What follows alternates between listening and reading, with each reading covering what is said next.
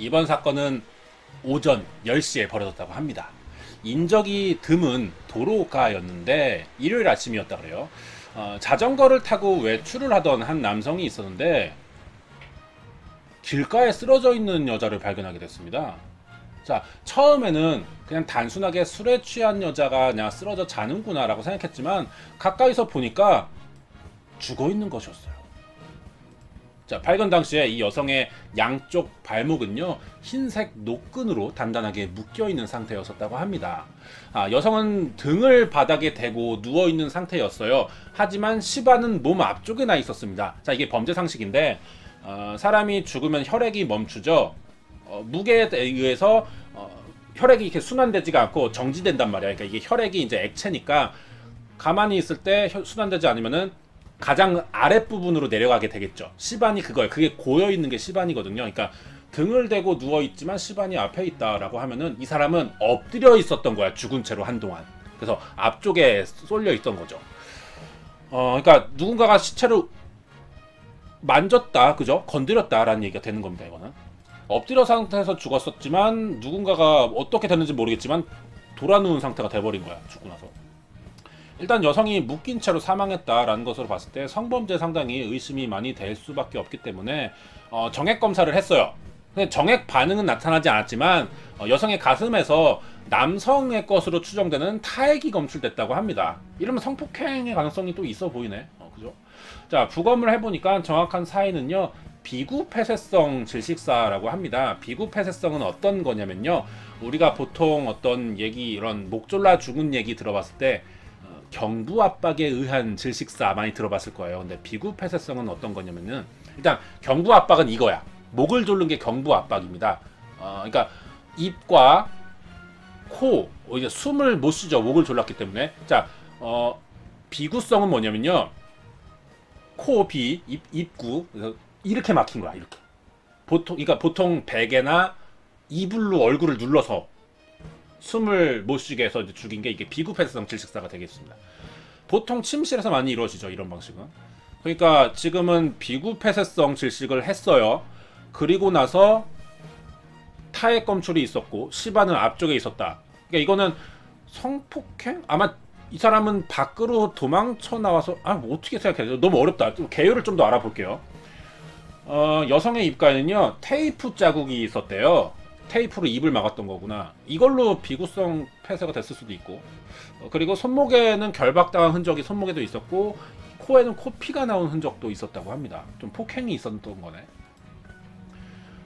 지문조회를 해봤더니 사망자는 24살의 이성실 씨로 밝혀졌습니다. 이성실 씨는 대학교 졸업 후 여러 번의 입사 도전 끝에 직장에 취직을 한 여성이었어요. 그리고 취직을 한 지 일주일 정도가 지나서 직장에서 이제 신입사원 환영 회식이 있었대요. 이 회식을 끝으로 집으로 돌아오지 못했다고 합니다. 먼저 이성실 씨를 마지막으로 봤다고 하는 회사 사람들의 진술을 들어보겠습니다. 용의자는 총 4명이에요. 첫 번째, 주차장씨, 박대리. 이게 직함이구나. 주차장씨, 박대리씨, 김기사씨, 이미듬씨. 이렇게 4명입니다. 자, 진술 들어보겠습니다. 첫 번째, 주차장. 주시성이고 차장이겠죠, 직함이. 이성실씨가 신입으로 들어온 지 일주일째 되는 금요일에 환영회식이 있었습니다. 일을 마치고 다같이 회식 장소로 이동해서 좋은 시간을 보냈습니다. 회식 도중 11시쯤에 밤이겠죠. 부장님이 먼저 자리에서 일어나시길래 저도 남은 사원들끼리 편하게 즐길 수 있게 먼저 자리에서 일어나서 집으로 돌아갔습니다. 여기까지입니다. 일단 회식 자리가 있었구나. 두 번째, 박대리 씨 한번 볼게요. 회사 사람들의 짓궂은 면이 좀 있어서 그날 이성실 씨가 술을 많이 마셨습니다. 저는 다른 남자 사원들과 함께 3차를 갔어요. 별일 없이 잘 놀고 새벽 2시쯤에 집에 돌아왔습니다. 이성실 씨가 회식 초반에 했던 말이 기억나는데, 술에 취하면은 필름이 잘 끊긴다 라고 하는 말을 한 게 기억나요. 그래서 괜히 많이 먹이면 신경 쓰이니까, 그리고 혹시 몰라서 집에 갈 때 택시를 태워줬거든요. 그리고 택시 번호도 적어두었습니다 라고 하네요. 이 부분 좀 이제 질문에서 택시 기사 증언도 나올 수 있을 것 같고, 택시 기사 얘기가 나왔죠. 택시를 태워 보냈다라는 진술을 확보해서 이성실 씨가 탄 택시 차량 번호를 조회했어요. 그래서 택시 기사의 진술까지도 들어볼 수가 있었습니다. 김 기사예요. 토요일에 취한 여성을 태웠던 기억이 납니다. 그 손님이 목적지까지 가는 도중에 코피가 갑자기 나길래 차 시트에 코피가 묻었습니다. 그래서 휴지를 줬어요. 그래서 다행히 많이 묻지는 않았는데 그 여자에게 무슨 일이라도 있었나요? 경찰이 직접 찾아오시다니. 그 여성이 말한 목적지까지 잘 태워다 준 기억은 납니다. 워낙에 많은 사람들을 태우다 보니 목적지가 어디였는지는 잘 기억나지 않아요. 근데 그 여자가 내릴 때 어떠한 남성이 기다리고 있던 것이 기억납니다. 라고 합니다.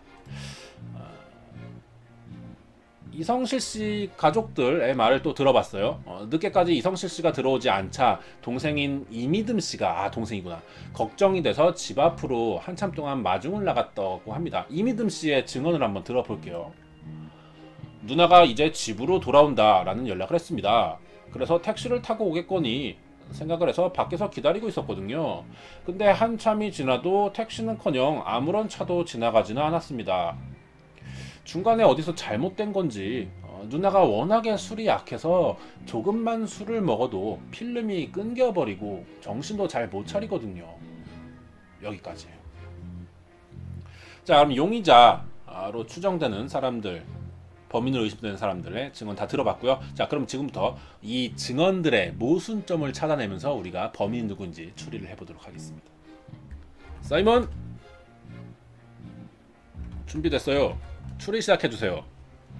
그래요? 추리 시작하겠습니다.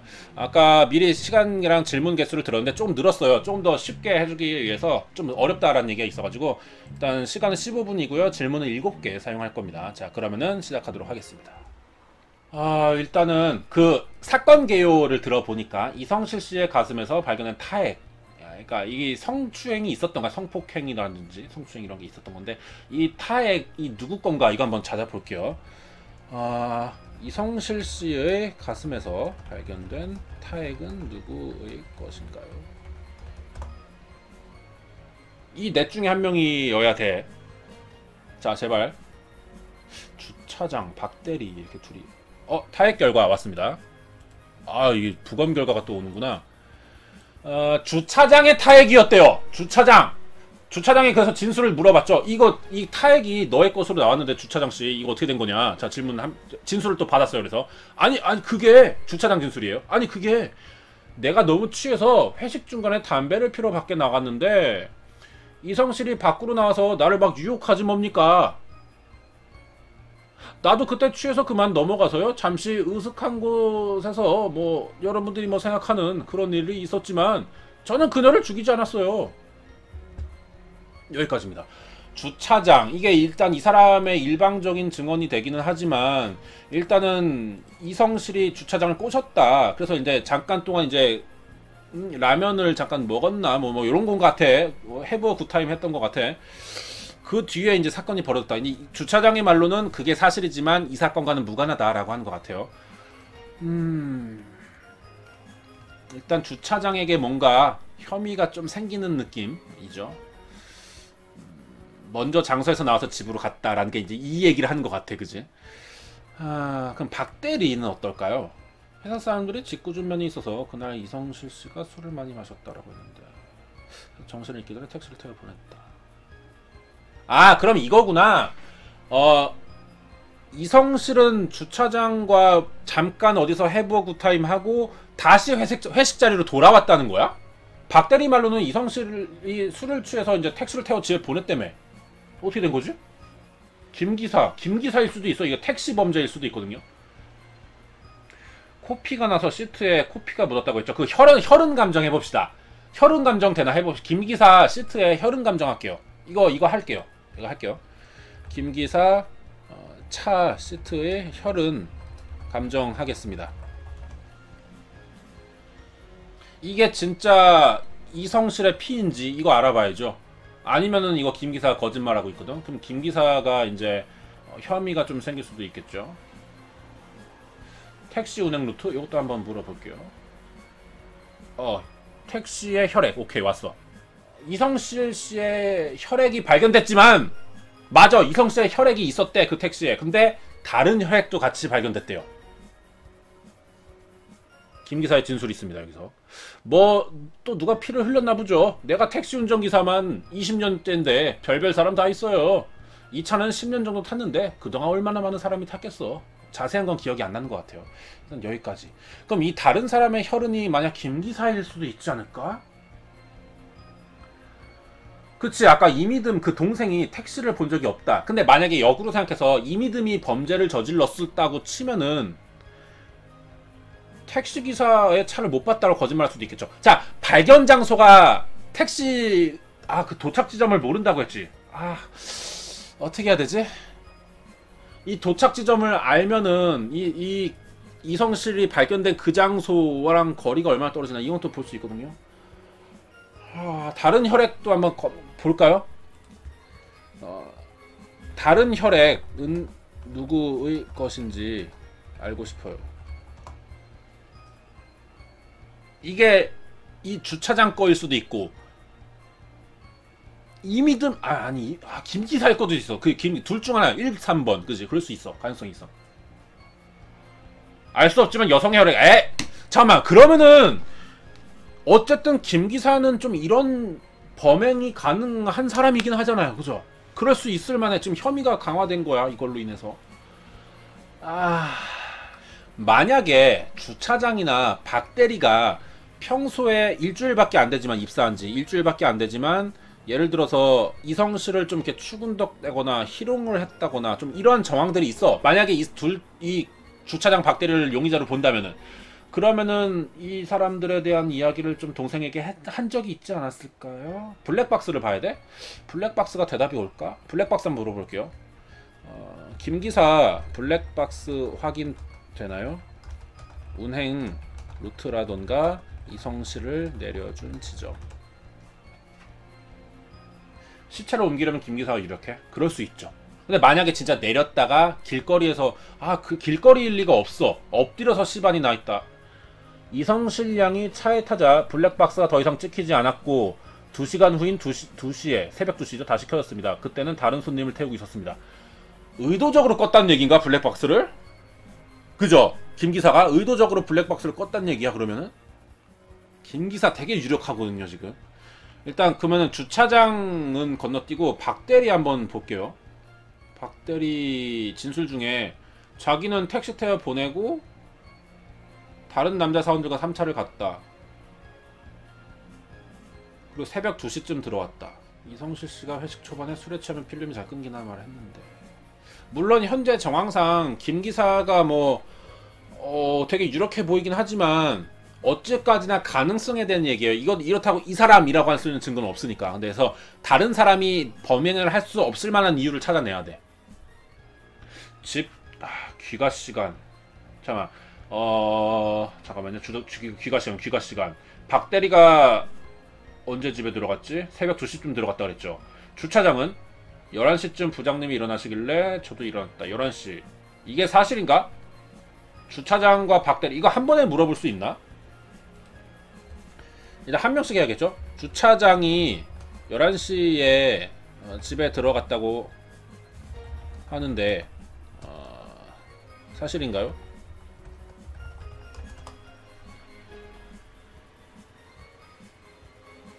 직장생활 원만하냐? 그지? 아까 그 얘기 제가 했었죠. 뭐 성추행이나 그러니까 좀 희롱성 이런 게 좀 있을까? 괴롭힌다거나. 12시쯤 엘리베이터 타고 집으로 돌아가는 거 확인했다. 그럼 주차장 아니야. 주차장 아니야. 그러면 이 사람 집에 들어가는 거 확인됐잖아요. 박대리가 말한 택시기사랑 김기사 택시기사. 오케이, 그거 유력한 거다. 그리고 나서 그 평소 이성실이 생각하는 어떤 주차장이나 박대리 이 사람들의 어떤 그런 관계 이런 것도 한번 물어보고. 자, 박대리가 태워줬다는 택시 번호는 김기사의 차량 번호와 일치하나요? 네, 맞습니다. 그럼 맞네. 박대가리죠. 박대가리지. 박대리는 맞네. 그러면 주차장을 제외해야 될 것 같지 않습니까? 일단 둘이 그렇고 그런 해부고 타임이 있었지만 일단 뭐 집에 들어가면 확인됐고, 그러면 이거 한번 물어볼게요. 이성실이 이미듬한테 물어봐야 되지 않을까요? 왜냐면은 누나가 그동안 일주일 동안 회사 일을 동생에게 얘기했을 수 있잖아, 그지? 누나가 이성실이 평소 회사 사람들에 대해 어떤 이야기를 했나요? 뭔가 좀 추근덕된다거나 주차장이나 박대리가 뭐 그럴 수 있지 않을까요? 이거 아마 이미듬에게 얘기를 했다면은 이미듬의 증언이 왔어. 거봐. 자, 확인하겠습니다. 동생의 진술. 뭐 회사 사람들이 누나를 잘 챙겨준다라고 하기는 했습니다만, 주차장이라고 하는 상사가 자기를 좀 이상한 눈으로 쳐다본다고 하더라고요. 좀 무섭다고 말은 한 적은 있습니다. 근데 자기한테 아무 짓도 한 게 없고 이야기도 별로 안 해봤다 그랬어요. 그러면 주차장 거짓말한 거 아니냐? 뭐 자기를 먼저 유혹했다거니 이거는 아니지 않냐? 강제추행이란 얘긴데, 그럼 가슴에 타액이라는 게 주차장 아니면 김기사로 봐야 될 것 같아요. 근데 김기사가 범행이 불가능한 이유가 있을까? 김기사한테? 이미듬이 아무런 차도 지나가지 않았다. 사실 동생도 가슴에 침 묻은 거 주차장 거고, 택시에 혈액 거 이성실 맞고, 박대리 얘 집에 간 거 맞아? 아니, 박대리 2시에 들어간 거 확실한 건가? 이미듬을 어떻게 좀 물어볼 게 없나? 이미듬 파볼 거? 지금 질문 1개밖에 안 남았거든요. 좀 신중하게 해서 하나만 질문하고 맞추는 걸로 합시다. 만약에 김기사가 했다면은, 아니 그냥 차 뭐 트렁크에 태우지 않아도 운반을 할 수 있으니까요.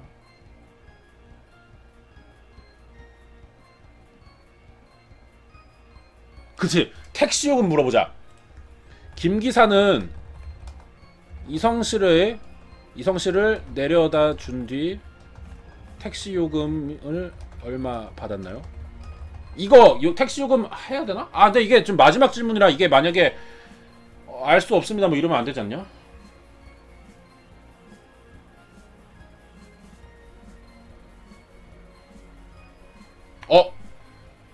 성실 씨가 블랙박스가 꺼졌다. 박대리가 2시. 그게 일치하긴 하거든요. 그러니까 집 주소를 말을 안 하니까 김 기사가 박대리에게 전화를 했다. 그래서 박대리가 성실 씨를 넘겨받아서 일이 벌어졌다. 그럴 수 있을까? 그 가능성이긴 하거든요. 오, 맞아. 어떤 남자가 기다리고 있었다가 박대리구나. 근데 김 기사 증언 중에 이 사람이 주소를 말하지 않아서 뭐 다시 그 차 태워줄 때 그 사람에게 연락을 했어요. 뭐 그런 진술은 없었단 말이야. 그거 아닌 것 같기도 해, 그게. 그럼 그 증언이 있어야 되거든요. 김 기사 증언에. 이미듬 증언이 되게 부실해. 아무런 차도 안 지나갔다. 자, 이것만 물어볼게. 마지막. 박대리는 이성실의 집을 알고 있나요? 집 주소? 갑자기 예리한 느낌이 나지 않아 지금 이거? 모릅니다. 집 주소는 이성실이 말했습니다. 뭐야 이거? 그 박대리 아닌 것 같아. 집 주소 말했대잖아. 그럼 내렸네. 그러니까 그러면은 집 주소 말했어. 그러면 이거 김기사라고 봐야 될 것 같은데요? 김기사밖에 없어 지금 생각해보는 게. 질문 다 썼고 시간도 다 됐고요. 일단 집 주소를 자기가 이성실이 말했대. 어디로 가주세요. 근데 가질 않았어. 이미듬이 나와봤는데 차가 안 지나갔대잖아. 그럼 이거 이미듬 아니면은 김기사네. 만약에 진짜로 내렸는데 이미듬. 근데 그러면 그 코에 피난 게 말이 안 돼. 이거 김기사로 갑시다. 김기사밖에 없네, 그죠? 김기사로 갈게요. 코피가 났다. 근데 차에도 이제 피가 있다. 이런 거를 그냥 우연히 코피를 흘렸고 그렇게 생각을 해야 될까? 나는 술 취해서 코피 흘려본 적 없거든요. 자, 이렇게 합시다. 정해야 돼. 김기사밖에 없는 것 같아. 그지? 일단 우리가 15분 동안 파본 결과 김기사밖에 없는 것 같습니다. 일단 너무 쉽게 나오는 것 같긴 한데 이게 이번에도 틀리면 안 되는데. 김기사를 지목하도록 하겠습니다. 왠지 그래. 제발. 아, 이번에는 맞춰야 됩니다.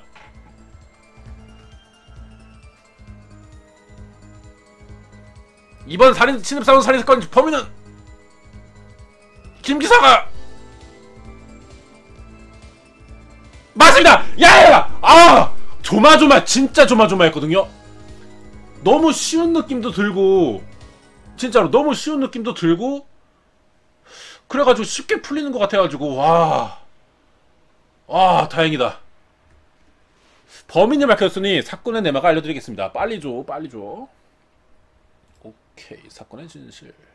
사이먼이 밝히는 이번 사건의 진실은 이렇습니다. 회식 장소에서 자신이 필름이 잘 끊긴다 라고 말하던 이성실 씨는 범죄의 표적이 되었던 거예요. 처음 범죄는 살인이 아니었습니다. 주차장은 담배를 피러 나가면서 이성실을 데리고 나가 성추행을 했어요. 아, 범죄가 두 번 있었구나. 하지만 이성실은 많이 취해 있었고 불쾌했지만 별다른 대처를 하지 못하고 넘어갔습니다. 그 타액이 그거였어. 다시 자리로 돌아간 이성실은 이어서 술을 마셨다. 그리고 주차장은 곧 그리고 나서 귀가를 했다고 합니다. 뻘쭘하기도 했고. 주차장이 집으로 간 지 얼마 되지 않아 박 대리는 이성실을 12시쯤 택시를 태워보냈다. 술에 많이 취한 이성실이 택시를 타자 김 기사는 범죄를 저지르기로 결심했던 겁니다. 사실 김 기사는 이전에도 취한 여성이나 좀 몸집이 작은 여성들을 범죄의 표적으로 삼아서 강간살인 강도를 저지른 적이 있었다고 합니다. 전과자였네.